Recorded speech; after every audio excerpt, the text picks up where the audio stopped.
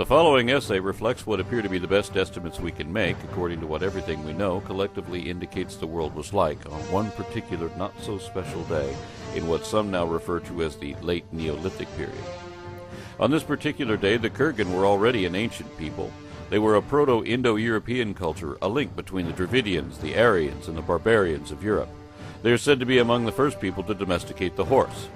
On this day, they live in several fortified towns in the steppes of what would later become Russia. Some of these towns had hundreds of stone houses dug into the hillsides in defensible locations. There they protect themselves and their animals from the elements and from invaders, should anyone be fool enough to attack such a place. For they are themselves invaders and will one day expand their territories as far west as Ireland. On this same day, people already in Ireland were building great megalithic tombs which now populate the Irish countryside. They also constructed cliffside fortresses, and they had brewers serving beer. Even in the new Stone Age, beer and wine were already commercially available in most of the known world. This was also the time when those who would become Druids began to devise plans for even bigger, more impressive structures.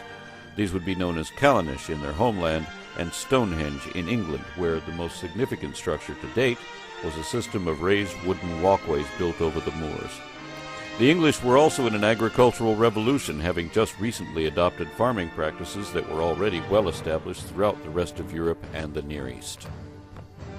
By this time, modern men had already been living in Europe for tens of thousands of years, ever since those known as Cro-Magnon replaced the Neanderthals. Now they themselves have also been replaced, being divided and absorbed into the new cultures of the area. But they left their ancient wooden huts behind for archaeologists to find, as well as all their monuments and their wonderful cave paintings rendered so very long before. The great bears and other terrible beasts have all been driven off or killed in the dozens of centuries since. Times have changed dramatically in the last few thousand years. The cold summers, long forgotten, most of these people now live in a relatively comfortable existence with little or no state government and answering only to lesser deities and one goddess usually considered to be the mother of the earth. Life in Europe is very different now. It's more secure and centered around farming, where the height of technology at the moment are hand plows crafted in hard wood. And on this day there are people everywhere. Some still living in caves in Italy and in Greece, but not living like cavemen, since they're already farming and making beautiful ceramics and already developing unique, colorful societies. By this time there were also longhouses and lodges erected from Poland through Scandinavia and the British Isles. There are even religious temples like this mysterious and already ancient underground necropolis discovered on the island of Malta.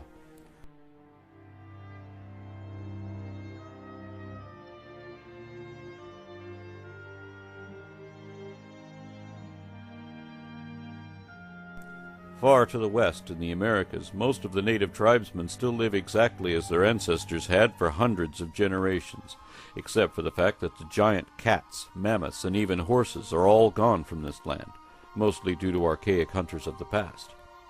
The newer tribes are hunting smaller game and hunting less of it.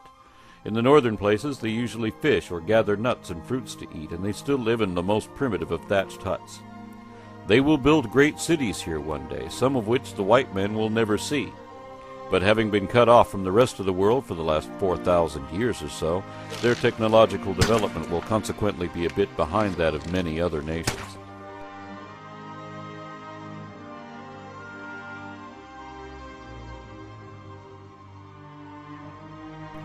In the southern climes, a more advanced culture is arising. In Mexico, for example, already accomplished farmers have bred a new species of maize, corn, which will be a staple thousands of years into the future.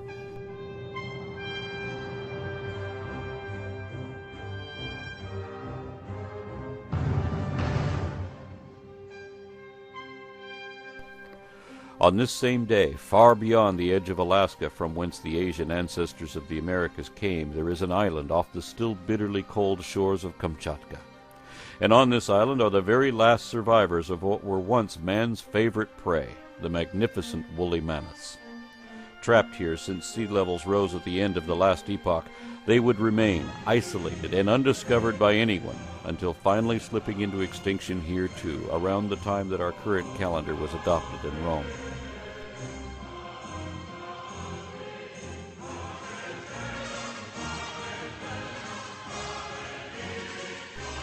To the south, Japanese craftsmen have already been making their beautiful Jomen pottery for 6,000 years, inspired by the original Chinese craftsmen who have been doing it even longer. These cultures are closely related to the ancestors of the American tribesmen, but the ways of the Old World have exceeded those of the New, largely because of the early adoption of agriculture and, of course, international trade.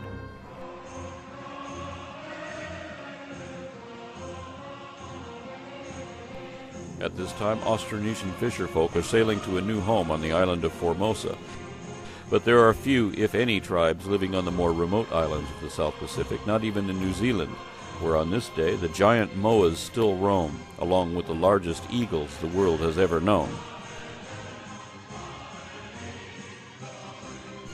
Like the Americans, Aborigines have also been cut off entirely from the world market. By this time, they've been living in Australia longer than any legend can retell.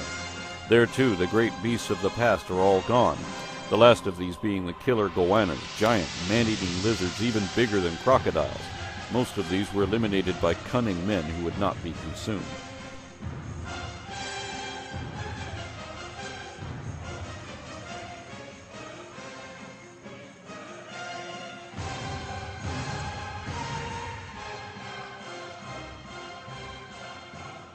The Pithecanthropus people of southern Asia were completely forgotten ages ago, either driven to extinction or absorbed into a new and rapidly growing family of men. Other races, like the island hobbits of Indonesia, may be gone by now too, and are perhaps only barely remembered in a dwindling few legends. India's legends, however, will stand the tests of time. On this day, the Aryan and Hindu cultures are still very closely related, sharing much of their language and tradition. Their writing at this point has been limited to pictographs and petroglyphs, something they've been doing for many centuries. But now they're also composing and rehearsing the first drafts of the legendary oral traditions that will be forever known as the Rig Veda, the foundation of Hinduism, the world's oldest extant religion.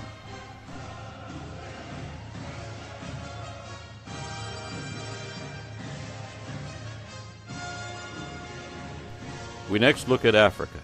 It is the ultimate mother country because men have lived here since the dawn of our age. The very first concepts of mathematics, art, and geometry all originated here more than 60,000 years earlier and 20,000 years before any foreign art of this kind appeared anywhere else. But on this day, there are well-established villages and towns of many different ancient cultures, some of whom are already using multi-oared barges to ship their goods to market in the town of Nakada, where there is an official form of government. There, men are ruled not by tribal chieftains, but by kings.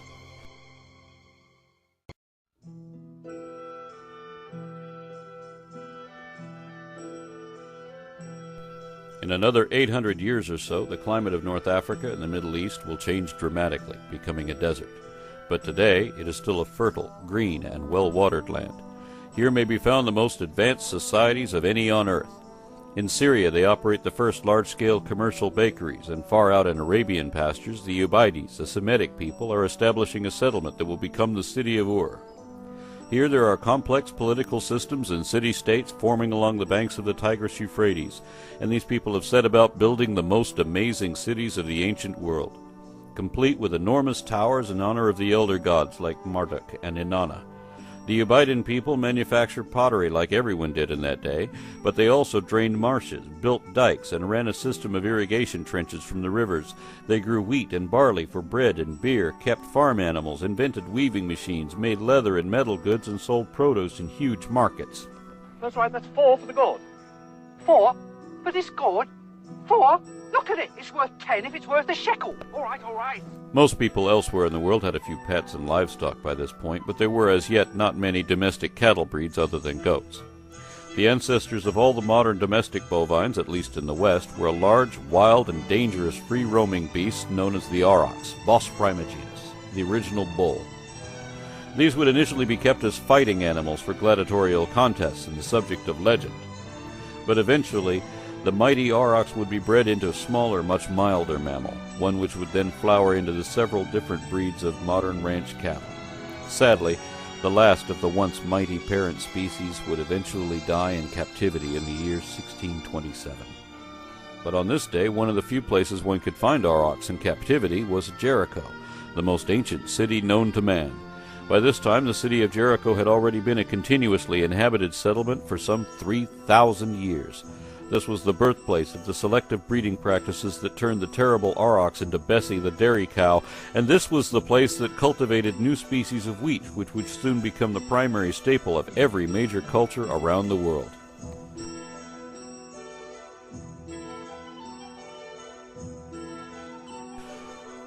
To each of these societies thriving around the globe so long ago, the world of their grandfathers' grandfathers was already ancient, just as Ecclesiastes described it to be.